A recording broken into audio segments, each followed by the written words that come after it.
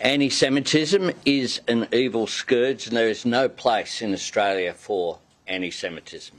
The Albanese government appointed a special envoy to combat anti-Semitism, and now that envoy, Gillian Segal, has released an action plan to stamp out the hatred across Australia. I'm joined by the President of the Executive Council of Australian Jewry, Daniel Aghion. Daniel, twice in 2 days. I'm keen to get your reaction to Gillian's 49-point plan. Well, Ben, good to be with you again, although again in somewhat difficult circumstances given what my community has been impacted with. We embrace the plan, we endorse it. This is the government's own envoy, and she has put forward a comprehensive plan to combat the hate that our community has been experiencing. We back it wholeheartedly. And so of those 49 points, what jumped out at you as being ones that were absolutely critical for the government to adopt? Look, I think there's some real meat in this, and for those that have an interest in this area, I would encourage you to actually go and look at the plan, because there's real things in there. I think an immediate issue is questions of enforcement. There's just really been, things have gotten out of control in the eastern cities, Melbourne and Sydney, Melbourne in particular, and we really need to look at proper enforcement of laws to make sure that our community is kept safe. The other one I would mention, which I'm not sure how much media attention it will get, but I think is very interesting, is a question of vibrancy. And I think that is about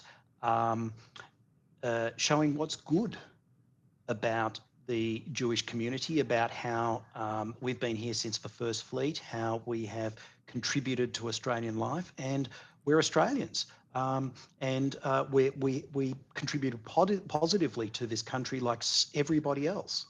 Yeah, I think that is a very good point to bring up. And this 49-point plan is kind of comes in different tranches, I guess. There's an education component, which talks about, I guess, how we can embed and improve education around the Holocaust and anti-Semitism in schools.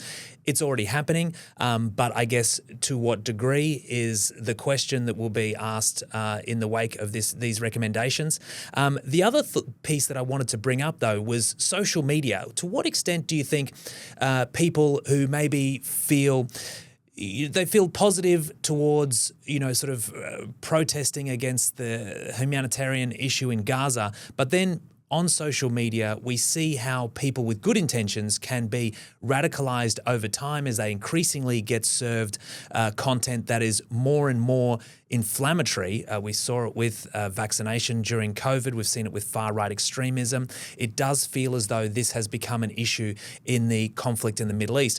How do you anticipate that this plan will address that? So I think it's a question of dealing with the social media platforms.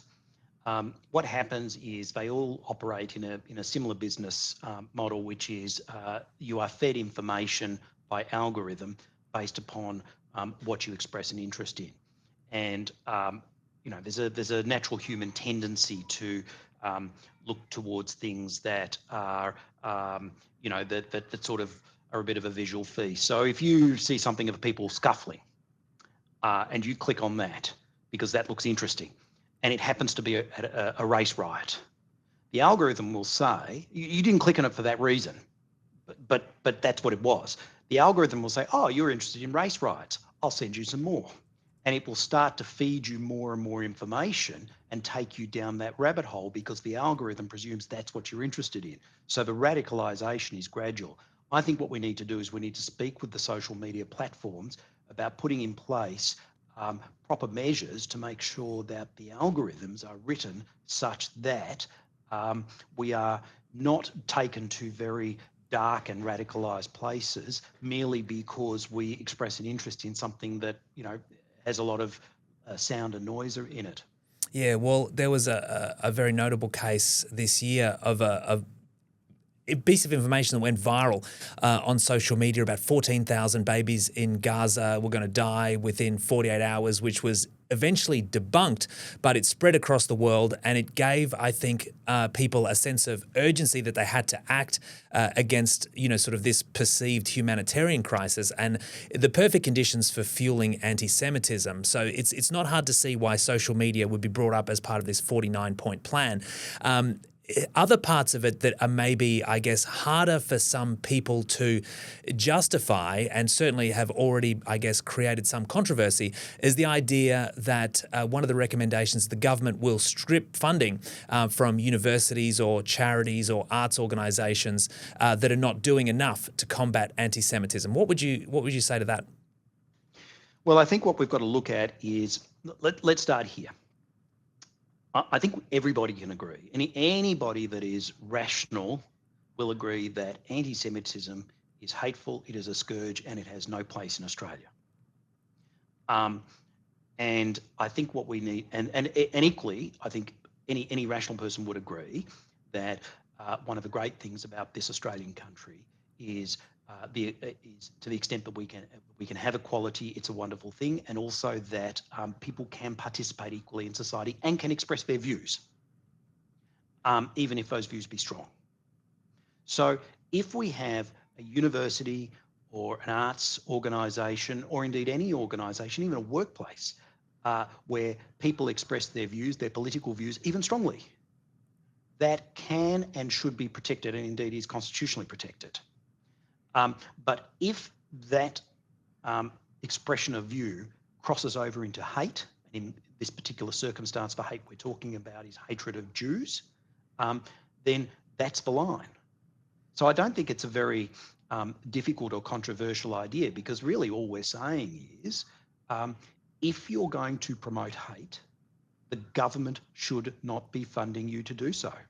And I as I say, I don't particularly see that as controversial. And as we've spoken just as recently as yesterday, it's not saying that there isn't a right to protest that's enshrined in law. It's when it turns into hate speech that, as you say, anyone using their common sense knows that that's not okay. I think as people try to get their heads around this proposal, one thing that seems to be coming up a bit online is, why isn't Australia taking this same approach to stamp out racism towards First Nations people? Why does it seem as though we are singling out anti-Semitism as the priority? I guess, when you deal with comments like that, what is your response? Well, my first answer is I don't believe Australia is singling out anti-Semitism. I mean, if we think about, for example, we have had, quite frankly, decades of dealing with discrimination against Indigenous people. I think back to the Wilson report on Indigenous deaths in custody, for example.